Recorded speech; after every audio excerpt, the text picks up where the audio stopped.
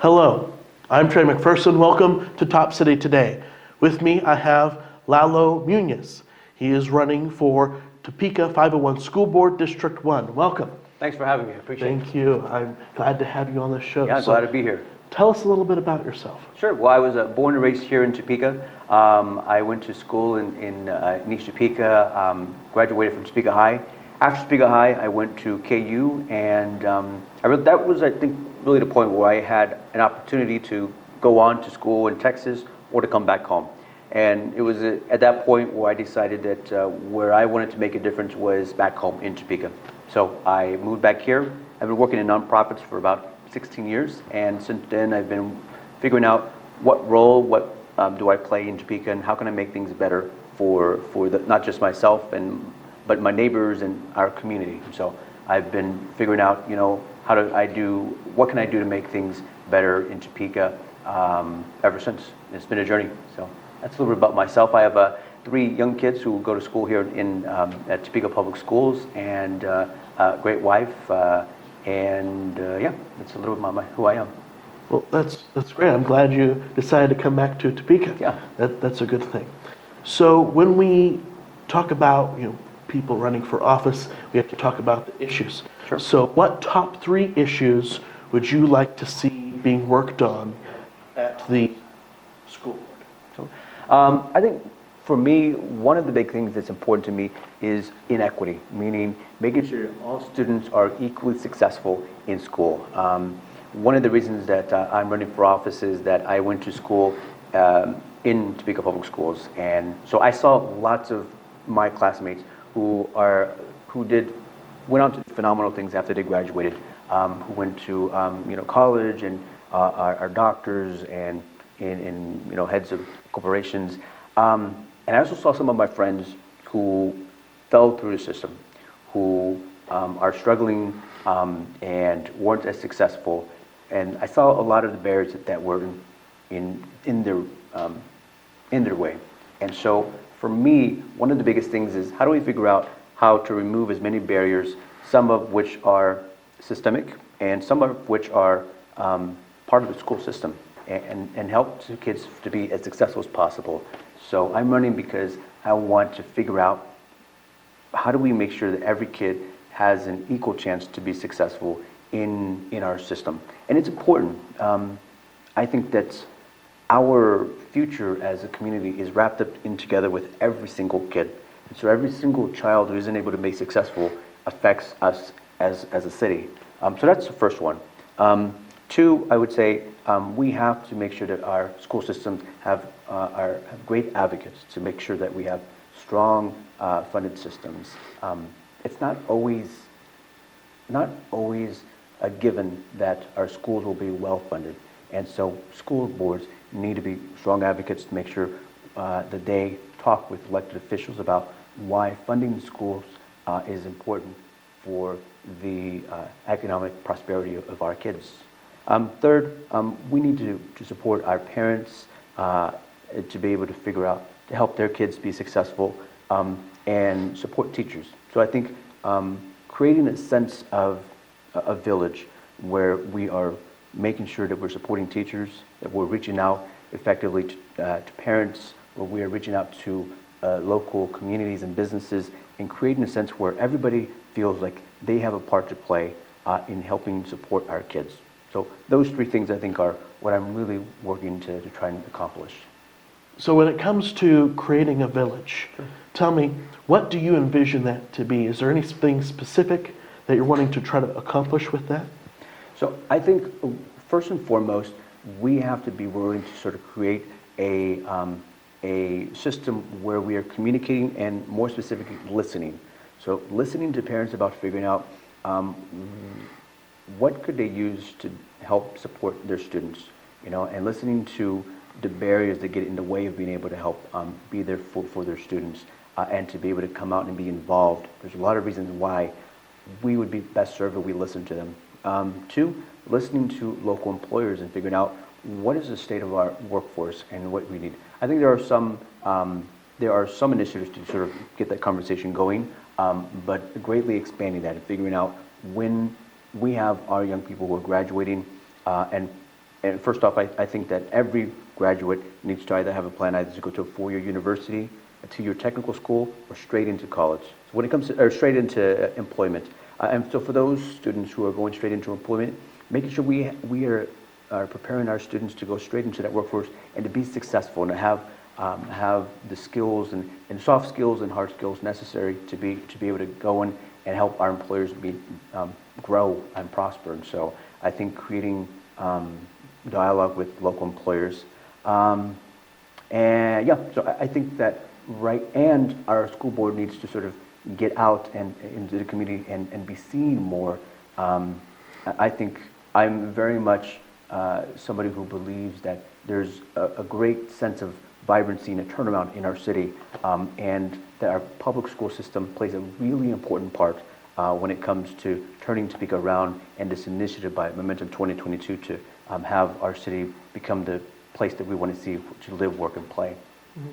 You mentioned how reaching out to other elected officials is important to you. Yeah. Does that mean that you're interested in maybe going before legislative committees to talk to them about what's important and what's being missed from the legislative perspective? Is that? I think school systems are already doing that. And if you look at the legislature and proponents and groups who have already lobbied the Capitol to say, why funding schools is important. They're already doing that. I think we need to continue to be strong advocates and strong proponents of connecting the dots to funding and schools and our communities, and so make sure that argument makes sense to taxpayers, makes sense to business leaders, and makes sense to our elected officials. Something that we've been asking all of our candidates, what is your favorite thing about campaigning? I would say talking with people.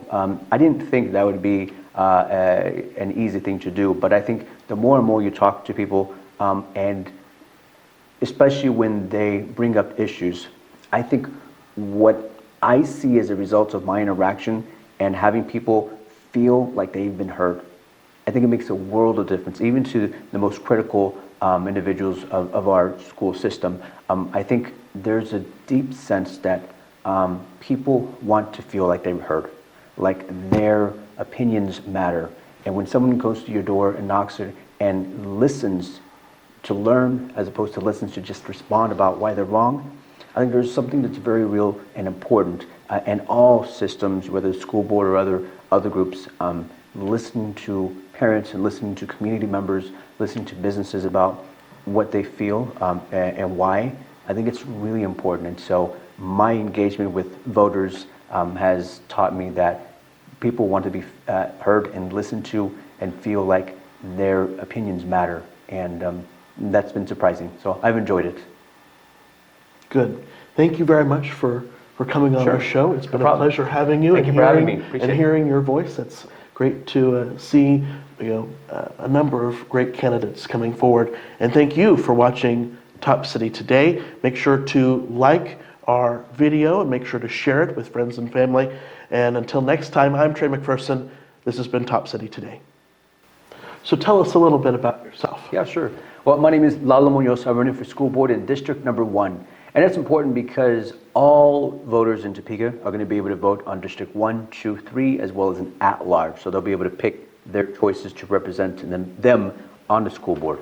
But I was born here in Topeka, born and raised, graduated from Topeka High, went on to KU after I graduated.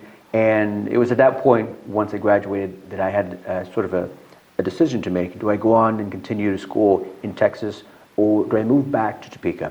And I made the decision that I wanted to move back to Topeka because I wanted to figure out what I could do to make things better for my family, for neighbors that lived around me, as well as the community. And so it's been that question of what role do I play to make Topeka a better place that I've been sort of trying to answer since I graduated. And so I've worked primarily in nonprofits, working helping vulnerable families in our community. And so yeah, that's a little bit about myself, and the reason, and that's led me to why I'm running for school board, which is first off, I was part of this school system. I graduated from here, so I think I know it fairly well. I find myself as the father, and that that changes the way that you see school systems, and you want to make sure it's helping your kids and others be successful. Two, I think great school systems don't happen on their own. That it takes hard work on behalf of lots of individuals, and also, and most importantly, the school board. So if we're going to have great school systems, we have to have great advocates on the school board to make sure that our schools are well funded, that teachers are paid, what they deserve. And last, I think one of the things that I want to look at is inequity. Do all students have an equal chance to be successful? And if not, what role does the school boards play in order to make sure that things are balanced and that every person is able to be successful, whether they go on to a 4-year college, whether they go on to 2-year technical school, or third, whether they go straight to employment. And so I think those are things that I want to look at and try to make some real progress on. Having children, I think in some of our other discussions you said you had 3 children? Yeah, that's right. And so tell me, how will that affect your running for school board? Do you think that it's going to help you in your decision making, having kids currently going to Topeka schools? I do. Our school board has 7 members. 4 of those members are going to be taking a step back, and they have had been on the school board for a long time and done a lot of great things. And they've also been parents on the school board. And the thing about having parents and that voice and that role on the school board is that they are on the front lines. They see in and out how our school system functions, and they see how policies and procedures work, and sometimes how they don't work. And so I think having the parents on the school board lends a very important perspective on the board. 2, I also think that having parents on the school board allows the school board to be able to connect with lots of families, and that's really important. We have lots of different families, a diverse group of families in our school system, and so having individuals who are able to connect and open bridges of communication with family members is really important. And so I think it's an important perspective to have that will make our school system better for it. And so that's one reason why I'm running. We find that in the current climate, we have a lot of debate and discussion about safety in schools. Yeah. What are your thoughts about those kind of issues? I think it's something that we have to take very seriously.